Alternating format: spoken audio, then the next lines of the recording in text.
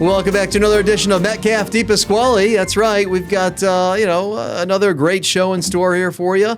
Last time we spoke with Dr. Scott Steiger a few weeks back. Carson and I did, and had a great discussion about what it takes to get a meteorology degree for aspiring meteorologists and the different types of career paths one can take once they do get their degree in meteorology. Not just television, right, John? Not just a lot of people broadcasts. hear meteorologists, they think television, they think what we do, and while that's a big, sliver of the industry, that's not necessarily what everyone with a meteorology degree does, right? There's so many different sectors. Tons of opportunities. And we did hit on it, I think, with Dr. Steiger when we spoke with him, Dr. Scott Steiger. And we're going to talk with a meteorologist who actually once was in broadcast here at News Channel 9 years ago, but it chose a different career path after a couple of years of being here. We're going to introduce our guest now, Brandon Capasso. How are you? Good. How are you guys? Yes, doing well. And Brandon, you're the director of maritime operations at Weather Routing. Tell us a little bit about, first what you do kind of day to day over there. Yeah, so I'm responsible for overseeing our staff. We have a staff of 65 meteorologists, mainly in the realm of product development. So I'm kind of with fellow directors. We're deciding what do we need to improve or what do we need to develop to continue to succeed in the industry. Shipping is a huge industry. There's a lot of players. There's a lot of different companies that are trying different approaches, and we kind of have to stay at the forefront of that in order to remain competitive. And we've been doing pretty well at that. For the last 18 to 20 years that I've been here, we've grown considerably. So things are still on the up here and busy pretty much every day. So. Yeah, and talk a little bit about, we'll dive more into the details in a second, but I'm curious what the transition for you personally was like. John mentioned you were here, you were in the broadcast sector for a while. Talk to me a little bit about the decision from going from what John and I do day to day for a living to this. Got to be quite a different day to day checklist, right? Yeah, it's there's a more technical side to it. I've always modeled the weather, even in college, and even while I was at 9 WSYR, we actually ran a WRF for lake effect snow on one of the computers there, just to give us a leg up on the forecast. So I kind of carry that knowledge with me over to WRI, and we now run about 160 weather models a day here, and that's to provide our forecasters with accurate wind speed and wave height data for places in the world that don't necessarily have it. And so I think the transition for me was fairly easy because I think this is the kind of work I do here is really what I wanted to be doing. And I grew up here. We're based in Glens Falls, Lake George area. That's my my home stomping ground. So I'm working 15 minutes from where I grew up, and I can't really ask for more than that. So that's awesome. It's nice to have family around, right? Yeah. And a familiar territory to be working and living. How frequently do you guys put out forecasts on the water? Yeah, so we on an average day we're sending out about 400 forecasts, between 400 and 500 forecasts. It gets a little busy if there's something going on. If you have a big storm affecting the east coast of the U.S., the Gulf of Mexico, people kind of come out of the woodworks, and the forecast count goes up pretty sharply. If there's a lot going on. But yeah, on average, we're doing about 400 to 500 forecasts a day. We're also doing a lot of other stuff that's happening here. We're doing verbal consultations. We're participating in Zoom meetings with shipping companies and cruise ship companies on their decision-making process. So kind of to be a consultant in the decision-making process for some of these guys. So there's a lot going on. But the forecasts, we have a pretty big team of people that are probably every few seconds that we're talking here, a forecast is going out to a ship. Wow. So, And the staff you have there, again, is 65 meteorologists? Is that yes, that's right? our current staff is about 65 from all over the place. It's not easy to keep that many meteorologists on staff. We have to always be looking. You're going to have a natural turnover when you have that many people. And we get a lot of resumes. I would say we get a good 50 or 100 resumes every spring when the next graduating class comes out. We have some people that have been here for 35 years. We have some people that have been here for 1 year. So it's a very complex training process. I would say when someone comes on as a new hire, fresh out of school, with no experience, it takes them about a year or two, to really be working on their own, being able to make routing decisions. They have what we call a co-shift, so a lot of times they'll work with somebody else on their shift, and they'll kind of shadow them and just kind of learn the processes of, what to do and what not to do. And that's kind of how we train. That's the best way to train, by hands-on training, then you kind of give them a little bit more and a little bit more until they can, hold on their own. So. And to piggyback off of that, the training aspect, I was saying to John before we came on, sometimes with our just boating forecast for Lake Ontario and the Finger Lakes, we kind of split hairs over 1 to 3 foot waves, 2 to 4 foot waves. I mean, just talk a little bit about the precision with which you have to forecast with for your clients. Yeah, so we have a lot of construction clients, and that's really where the precision comes in. They have these big construction vessels out at sea with cranes. They're lifting objects that are hundreds of tons into the air and installing things like wind turbines, or artificial reefs. It takes a lot of precision to. Well, they need to know what the wave height's going to be within a certain level of precision, or they won't work. It's called downtime when they can't work. I'll give you an example. We had a project that we were working on with one of our clients in New York Harbor a couple weeks back, where they basically stated that we can't see waves that are higher than 0.6 meters, and our forecast had to have a tolerance of 0.1 meters. Wow. And so the significant wave height in the harbor in the forecast was about 0.5 meters, and their limit was 0.6. And so we had to confidently state, it isn't going to be any higher than this. 1 in 1,000 waves may exceed, 0.75 meters. We have to give them kind of the statistical breakdown with that precision, and they have a system in place, internally where they make decisions based on those numbers. And 0.6 for those that aren't familiar with the metric system that well, is that like 4 or 5 inches? The difference there? Yeah, 0.6 meters is about 2 feet, a little under 2 feet, and then the 0.1 precision is about 4 inches. Yep. So 4 inches, right? The zero, right. Yep, right, because a meter is about 3 feet. Yeah. Boy, right. It's incredible. It's incredible. Yeah, that is. And it's understandable why it takes a lot of training and on the job, work just to even have the confidence to be able to get to I mean, that that is talking about precision Yeah. and the pressure, right? And I guess it makes sense why it takes so long to train somebody, a new hire. Yeah. Is there a special degree with a new hire that they have to attain in order to actually have an opportunity to work there at weather routing? No, a Bachelor of Science in Meteorology is the minimum requirement. We do have a lot of people that come in with masters. Things like oceanography and geography are desired. You definitely have to know your geography. Any one of us here can win that category on Jeopardy. Yeah, you see that pop up, you're like, okay, I got these. Yeah, ding, ding, ding, got ding, 'em. Yeah, so it's always fun, where they say, this island, and they show a picture of an island with no label on it, and we're like, I know that one. Yeah, know that one, yeah. Middle of the Pacific, right? That's awesome. Yeah. That's great. That is great. So you have to know your geography, right? But we talked about the precision. Would you say the precision is the hardest part of the job? What's the most difficult aspect of what you do day to day? I would say, not just the precision, but any high profile scenario.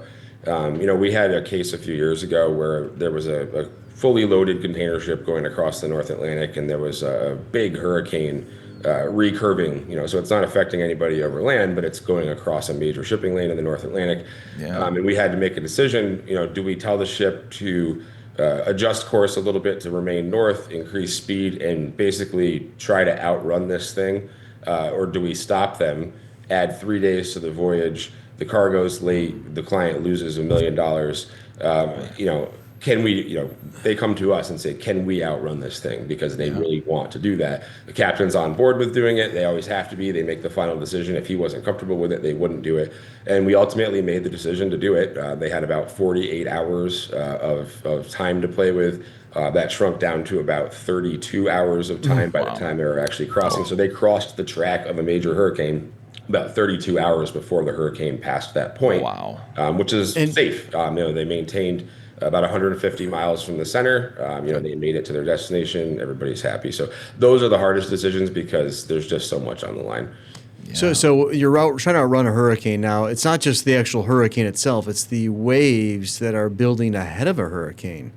Right, and which a lot of obviously these ships can handle that. When it comes to the big waves, it's the center. That inner 60-mile, donut as we call it.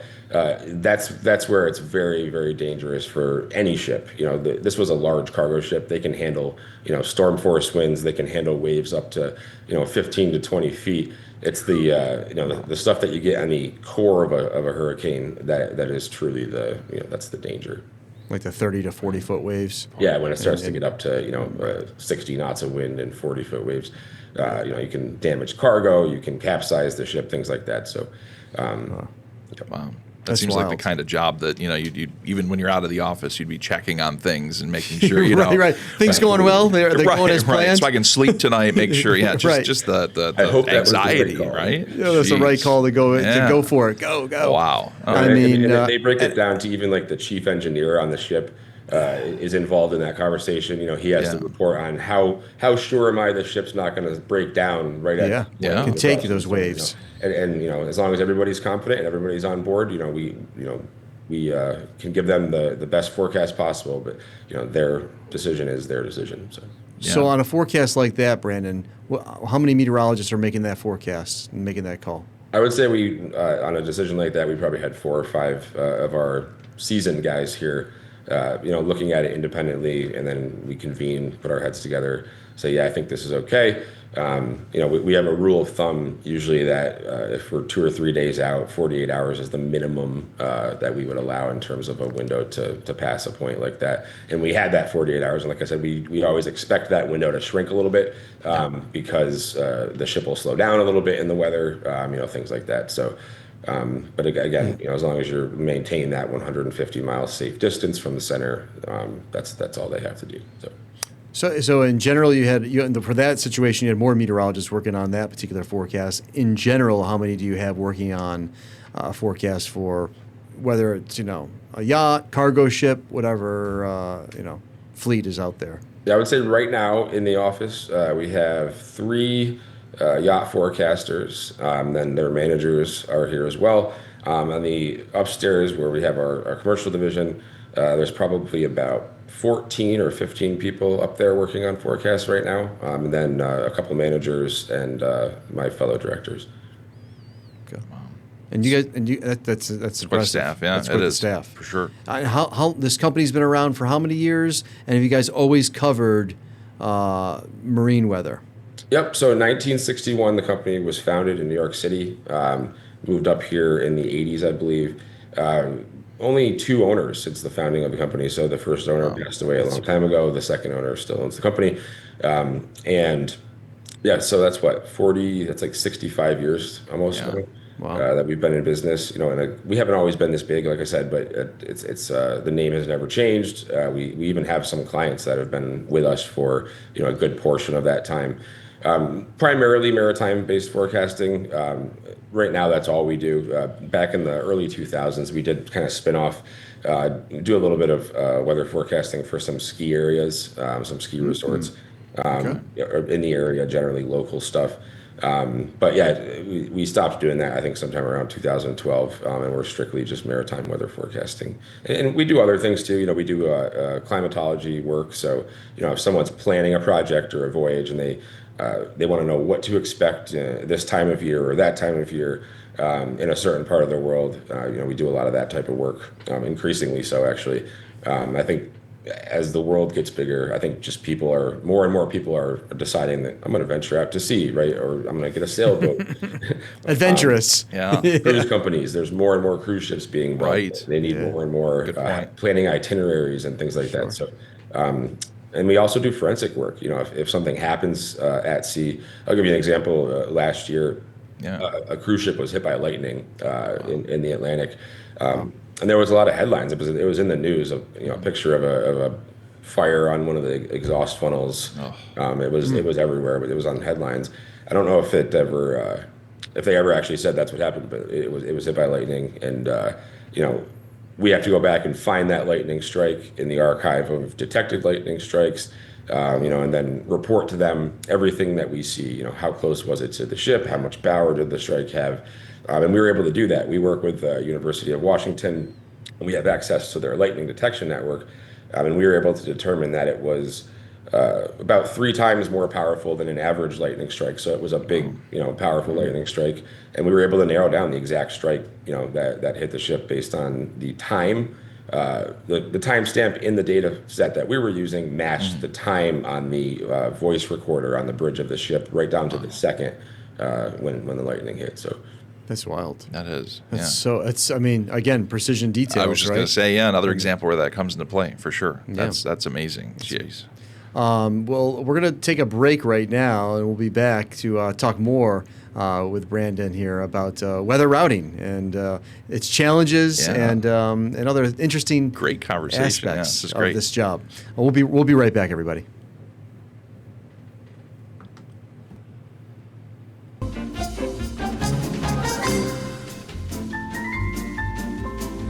All right, everybody, welcome back to another edition of Metcalf and DePasquale. Carson Metcalf, my friend John DePasquale here joining you today. Great conversation, John, in progress right now with Brandon Capasso. He is the Director of Maritime Operations for Weather Routing. And as we mentioned earlier, we talked to Dr. Steiger in the last episode, and not just television, right? Meteorology is so many different facets, so many different industries rely on forecasts, with, as we've learned here with Brandon, various amounts of precision. And you talked a little bit, Brandon, about the computer models that you run in-house. I'm curious, you mentioned the WRF, WRF, Weather Research and Forecasting, for those who don't know. One of the many model types that we mentioned, John and I, we talk about the Euro, the GFS, the NAM, right? A little bit here and there, the HER, right? The HRRR, depending on how you want to say it. Yeah, exactly. The buzzword now, the buzz phrase, right, is AI, artificial intelligence. How, if at all, does AI play into that modeling, to your forecast process? How does that kind of work with what you do? Yeah, so we value the human element, and I think we always will.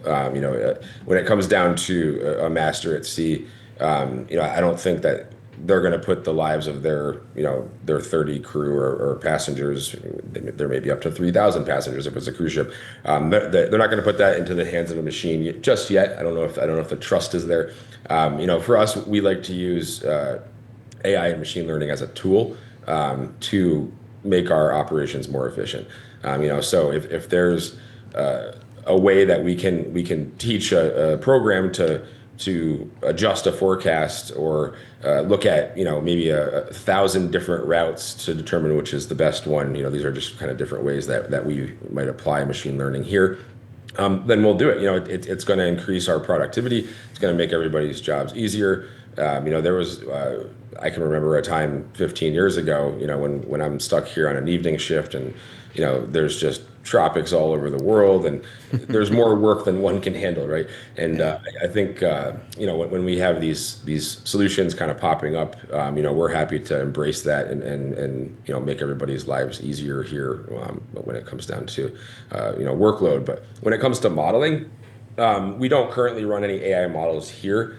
I'm still kind of evaluating, whether or not that's something that we would want to do. Everything that we do here is numerical modeling, but we do bring in some AI models. We do look at them. We do consider their solutions. And there was a case a few weeks ago where the ECMWF AI model did a fantastic job with the two systems that ended up, one system pulled another system away from a U.S. landfall, and that would have been a costly landfall. That would have been, in the billions of dollars worth of damage, and the other system was able to kind of use the Fujiwara effect to pull that system offshore.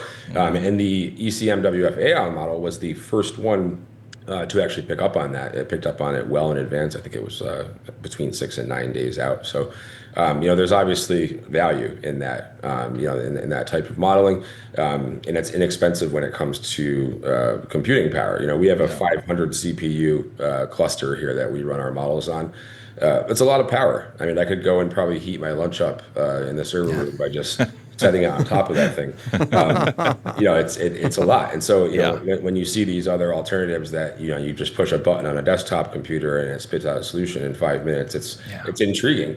I do think there's limitations though, when it comes to the precision side. And the reason being that these things are trained on weather that has happened before, right? So you train with the ERA5, or you train with another data set that's basically a historical time series of output.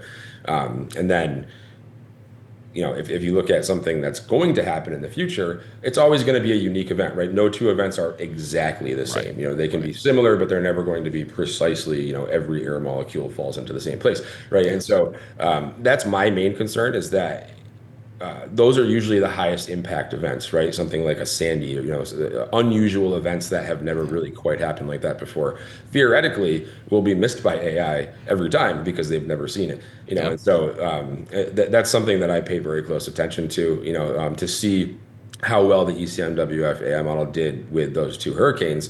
I wouldn't have expected that, because that really, it may have happened before, in the training data set. I haven't gone back to look at that yet. But it's uncommon. Determined that it was going to happen, and it's something that's uncommon. So it is intriguing to see that, that stuff is being handled. Yeah, the reanalysis part is so critical. And I mean, the Euro, we did a story on that. The AI version, some 20% gains, right? Yeah, with especially the tropical system. So with respect to that, I mean, the possibilities could be endless in the future with how modeling it just continues to advance to help you and help us too. Right. I think here another point to make is, the initial analysis, right, and the lack of observations in the oceans, right? Yep. I mean, I think that's probably somewhat problematic as far as trying to be accurate, right? Right, and it's trying to be as accurate as you can with these models. Yeah. They're only as good as what they get in. It's all about the initialization, right? Initialization. Yeah, exactly. Especially wave heights. The wind forecasts surprisingly are pretty good, because there's a lot of satellite data going in over the ocean. So we know what the surface temperature is right down to the kilometer, just from the sea surface temperatures, and there's no friction out there, right? So it's kind of a open canvas, and the models do handle the wind speeds quite well out there. Thunderstorms, fronts and things like that can make it a little more complicated. But the wave heights, there's really no good source of wave height information to go into the models. And I know NOAA right now is actually reaching out. They reached out to us to see if we had anybody that we could get them in touch with to install sensors on ships to try to get more data coming into action. That's a good idea. So yeah, it's always a challenge, when it comes to observations. But again, we do the best that we can with what we have. So. Mm-hmm. Yeah, and technology always helps us get able to get better, right? More tools accurate. In the toolbox. Yeah, exactly. Mm-hmm. So what would you say is your busiest season? I would say probably September, and the reason being that that's peak tropical cyclone season in both the Atlantic, the East Pacific, and the Northwest Pacific. Where you have on average, you have a combined probably 60 systems, 65 systems per season in all three of those basins combined. There's times in the West Pacific where you have two or three at the same time, and two of them are blocking shipping lanes. And we actually have one that's going to form here. If you guys don't mind, I can show you. Yeah. You see? Yes. Absolutely. Love to see it. I got to find that share button. Nice example. Yeah, we love that. Do I have the permission to share right now? I'm not sure I do. Oh, here it is. I got it. Okay. Beautiful. Okay. I'll bring you up full and we'll be able to see it. Yeah, right. Exactly. There Perfect. we go. There it is. Perfect. Yeah, so what this is, there's two routes here. This is just a sample voyage. This isn't a real voyage. Two routes that are going from Singapore up to the east coast of China, which is a very heavily transited route. That's one of the most heavy shipping routes in the world. More ships follow that line, the black line, on a daily basis, probably than anywhere else in the world. And that's one of the biggest ports in China, at Shanghai. And so what we're seeing here, there's that kind of hashed red area east of the Philippines. We're highlighting that as high potential for tropical development. We are anticipating that a typhoon is going to form in that general area in the coming days. And so if you look closely at the bottom, you can see the two ships kind of heading north, slowly. Yeah. Yep. And this thing is starting to form. And bad timing. Ultimately, ultimately you're going to have a problem here. Right? You're heading straight into a developing typhoon. Mm-hmm. And so what we often do here is we will use the what we call the Palawan Pass route, which is the orange route. It's a longer route, But in a scenario where you have a developing tropical cyclone, or even in the wintertime, if you have a northeast monsoon event, where the winds are blowing very strong from the northeast across the whole South China Sea, this route is often utilized to minimize delay time. So on the western route, they would be in big trouble right now. They wouldn't be moving forward anymore. But on the orange route, they actually clear the system to the east. The winds are behind them the entire time, and they're catching a favorable current east of Taiwan. And so these are the kind of routes that we're evaluating on a day-to-day basis. Is it better to go this way, even though we're adding 150 miles? It's going to be a lot more efficient. It's going to be in the end, it's going to save a lot of money because of the delays that would happen on the other route. So, that's just one small example. There's a million I could show you. And that's it speaks to the experience that we get here over time. A lot of our seasoned forecasters can really just look at a situation and they already know what the best route is. Before we still have to evaluate it, we still have to look at the numbers, but we kind of see it right away. So even I saw there was like some of a headwind. That headwind with that slower route, once it gets by the typhoon, that's not that much of a. That's nothing obviously compared to the typhoon. Will slow the ship down some, I imagine. Right, and going back to the outrunning a system, we have to be very careful with that because not only are we predicting the storm's movement, but we're also trying to predict how much the ship will slow down in those conditions, because both are important, right? If the ship is half speed approaching this thing, they're no longer going to have that 48-hour window, and they always slow down, and sometimes it's more than others, and that could be something that's unpredictable. It could be the captain of the ship. He just doesn't feel comfortable at this high of a speed in these waves, so he's going to back the power down a little bit. There's a million factors at play, and so we have to kind of keep that hedge in our decision-making process. Yeah, like a changeable checklist each scenario, really. Right. Yeah, it kind of evolves as the forecast is going on. The hours are passing. Wow. That was incredible. I love that example. Yeah. That kind of really brings to light what you guys are up against in a really more intense situation, and that's pretty common in the month of September. Yep, it happens. That probably happens. That same exact scenario probably happens 5 to 10 times a season. Wow. That's not just one ship. That's 5 to 10 times with a whole bunch of ships. We'll have a whole bunch of ships stopped, I'm assuming, with this system. Somewhere just to the south or southeast of it for probably a full day. That cost, if you're operating a ship, if you're chartering a ship, that's going to cost you about $20,000 right there. Just stopping for a day, $20,000 gone. That's wild. Not even fuel, not even accounting for fuel, just for hire, to pay the ship and run it. So more time. Yeah, that's so critical. All those details. Boy, right. Yeah. Devil's in the details. It is true. Yeah. Good stuff. This is great stuff, Brandon. I don't know. Do you have any further questions? The one thing that I've thought the whole time is how long did it take for you to feel just truly confident, like hit the ground running when you come into work every day? You talk about that long training period. I still don't know. Okay. I was wondering how you would answer that. I would say 4 or 5 years. Wow. About four or 5 years in, I was working, we have a night shift. And so back when I was working the night shift, I was in my 20s, and there was only one person on the night shift back then because we were small. We didn't have as many ships that we were responsible for. Yeah. And so it was kind of just me. From 10 p.m. to 6 a.m., I was the only person here, and I had to learn how to do a lot of things on the fly. Otherwise, we always had someone on call, but otherwise I'm bothering one of my superiors all night with phone calls if I don't know what to do. And they were always great about it. They always answer your questions. Yeah. I didn't want to be that burden, right? And so it forced me to learn. And that's, I think we said before, that's what kind of, I think, pushed me to I would get home in the morning and I would double check my decisions. And if I felt like something that I did the night before wasn't the best option, I would, reach out to the people in the day shifts and say, hey, you might want to look at this again. Something changed in the latest run.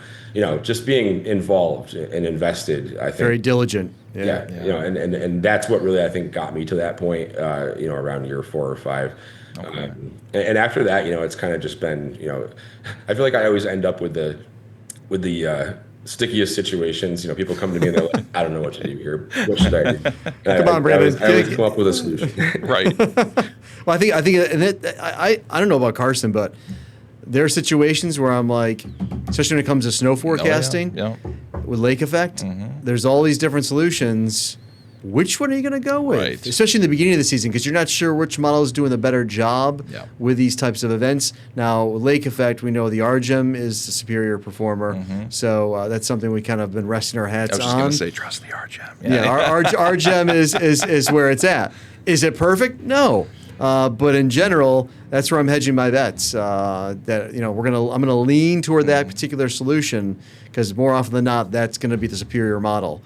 Again, it's not always, but 90% of the time, I'm feeling more comfortable with that solution. And sometimes none of the solutions are accurate, and you're just sitting there like, throw a dart and I'll see. Okay, all right. And that's when you feel like you feel basically naked, right? You're like sitting there like, 10 years ago, sweating. We had a rain-snow mix forecast. We live in the Hudson Valley, so there's a lot of uncertainty with forecast. Probably more uncertainty with snow forecast here than almost anywhere, because where I am in Corinth, which is just north of Saratoga Springs, we could end up with a foot, and then in Saratoga it's rain. It really is that. It's only 11 miles away. And that's the difference. And I remember one year, I think it was about 10 years ago, we woke up, we were expecting a 4-inch snowstorm overnight with some sleet at the tail end of it. And we woke up to 34 inches of snow on the ground. It's a complete surprise. Hello. Yeah, I mean, how deep is that cold layer going to be, and how long? How long does it stay deep enough for just snow before we go to sleet? And that's we both forecasted that market, so we know. Right, exactly. We've been both in the Albany market, so. It's a challenge. It is. And I always say, people are like, "Why don't you move to Southern California?" Or and I was like, "How We've boring." done weather there too. Yeah, and we have done weather. You and I, Carson, have. Yeah. But my point is, I love a challenge. Yeah. And I think it's fun. Sometimes you're pulling your hair out, yes, but that's how you learn, right? That's how you learn. So great stuff. Great stuff. Yes. Well, thank you very much, Brandon. If you don't have any further questions, this was an awesome conversation. Awesome conversation, and I know there's other things we haven't even probably touched on. We'd like at some point maybe have you back here. Yeah. Sure. Thanks for having me this time. I appreciate it. It's It's awesome. And there's a lot of people that like we keep saying don't realize all the different sectors facets of this. So meteorology, especially in maritime weather, right? And how many things go into a good forecast. So much. Yeah, we've learned a lot here. Yeah. So thank you for enlightening us, Brandon. Great, happy to do it. Take care, and we'll be back again with another Carson and our Metcalf and DePasquale here sometimes soon. Thank you, Brandon. Thank you. Take care, everybody. Thanks, everybody, for watching. Till next time.